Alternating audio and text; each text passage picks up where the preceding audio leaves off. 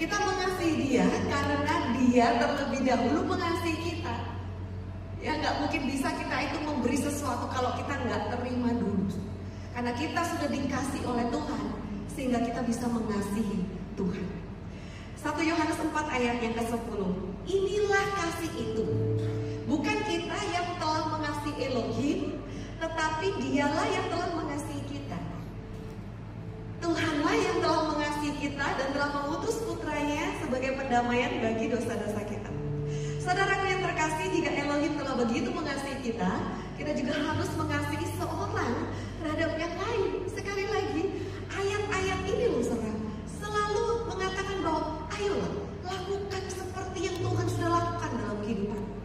Tuhan sudah mengasihimu begitu hebat. Kamu sebagai anak-anak yang dikasih oleh Bapa, kasihilah satu dengan yang lain. Kasihilah Tuhan. Berjalan bersama Tuhan, berjalan di dalam kasih. Intinya supaya kita bisa menerima dan kita bisa membagikan juga kasihnya Tuhan. Yohanes 13 ayat 24. Aku memberikan perintah yang baru kepadamu supaya kamu mengasihi seorang terhadap yang lain sama seperti aku. Ya kan? Sekali lagi kata, sama seperti aku. Contohlah aku, kata Tuhan. Teladanilah aku. Sama seperti aku telah mengasihi kamu, demikian juga kamu harus mengasihi seorang terhadap yang lain. Ayat 35.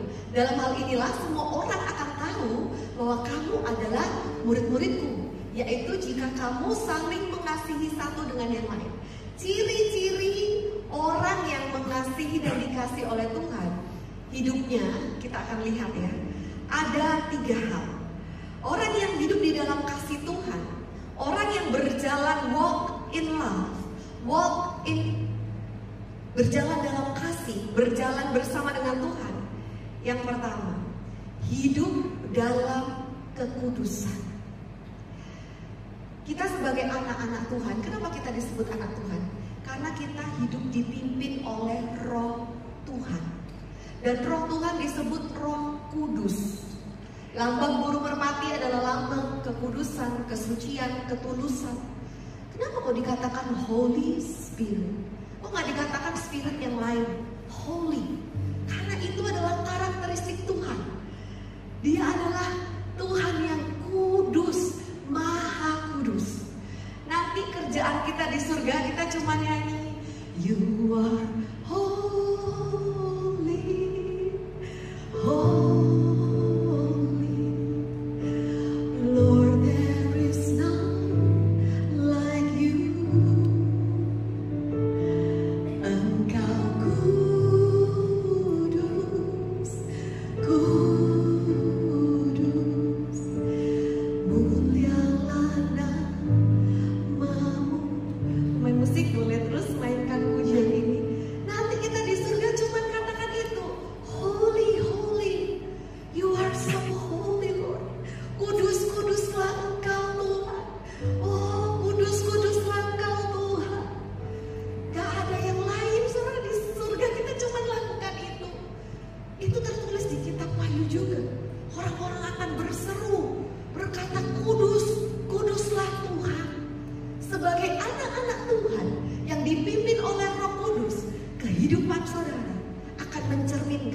Kekudusan Tuhan. Yang setuju boleh katakan amin. Kita baca ya ayatnya, 1 Korintus 13 ayat yang ke-5. Kasih tidak berbuat yang tidak pantas. Kalau ada orang pacaran terus bilang kalau kamu sayang aku, kamu mau lakukan apapun yang aku suruh, pegang-pegang, raba-raba, diajak yang lain-lain, saya katakan itu bukan kasih. Karena kasih tidak berbuat yang tidak pantas. Kasih itu kudus. Kasih itu benar. Gak mungkin justru ketika kita mengasihi seseorang, kita mau menjerumuskan orang tersebut atas dasar katanya cinta. No, it's not love, it's lust. Beda tipis antara love dan lust. Tapi dengan tegas firman Tuhan berkata, kasih tidak berbuat yang tidak pantas. Kita tahu apa yang pantas, kita tahu apa yang tidak pantas. Orang nggak perlu diajarin dan nggak perlu dikasih tahu batas-batasnya sampai mana, saudara sudah tahu semua. Ciri orang yang hidup di dalam kasih adalah hidup dalam kekudusan. Yesus itu kudus, dia tidak pernah berbuat cemar, dia tidak pernah berbuat dosa ataupun yang jahat. Jadilah kudus karena aku kudus, kata Tuhan. Bible itu dikatakan Holy Bible. Kenapa, saudara? Karena firman yang menguduskan kita, firman yang menyucikan hidup kita. Orang yang kesukaannya terus-menerus membaca firman, merenungkan firman Tuhan, mau gak mau pikirannya ini diubahkan, pikirannya ini diperbaharui. Duh, aku salah ternyata ya, mikir seperti ini. Firman Tuhan katakan ini. Nah, diubahkan, disadarkan. 1 Petrus 1 ayat yang ke-15, firman Tuhan katakan, sebagaimana dia yang telah memanggil kamu itu kudus, hendaklah kamu pun kudus dalam setiap tingkah laku. Bukan berarti kudus kalau ada yang melihat, bukan saat di gereja aja. Nanti kalau di rumah, di kamar gak ada yang lihat, kita mulai lakukan yang tidak pantas. No. Tapi ada Tuhan yang selalu menguduskan kita, ada Tuhan yang selalu mengingatkan kita, Roh Kudus bekerja di dalam kita. Ayat yang ke-16, sebab telah tertulis, kuduslah kamu karena aku ini kudus. Kenapa kita dikuduskan?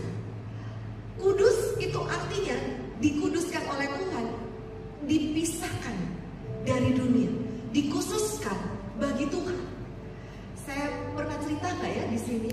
Beberapa waktu yang lalu Pastor Hana itu minta saya untuk cuci selimut. Ya, beliau tanya, "Lia, kamu kalau di Makassar itu pakai selimutnya siapa?" Saya katakan, "Saya pakai selimutnya Charlotte, Ma. Charlotte atau Scarlett ya, karena ada hadiah ulang tahun dulu dikasih sama Pastor Mila di Makassar. Kalau di Makassar saya pakai itu." "Oh iya, Lia, kamu cuci selimutnya itu, kamu dry clean, masukin di plastik, kamu kasih nama. Karena supaya nggak kecampur, itu biar yang dipakai kamu." Ya, karena yang tidur di rumah Makassar itu bukan hanya saya, banyak orang bergantian juga. Karena setiap minggu bisa nanti ada Pastor Gary, Pastor Feli, selalu ada Pastor Hana, Pastor Yusa, dan yang lain. Banyak juga mungkin teman-teman datang gitu ya. Saya itu dapatkan revelation gitu, dapatkan pewahyuan. Oh, arti dikuduskan itu gitu. Selimut aja seperti dikuduskan, disuruh cuci bersih, nanti dimasukkan di plastik khusus ya. Kalau dari laundry memang ditaruh di plastik khusus supaya nggak kotor, tercampur sama yang lain. Dikasih label lagi, nama, supaya tahu, oh ini punyanya Lia.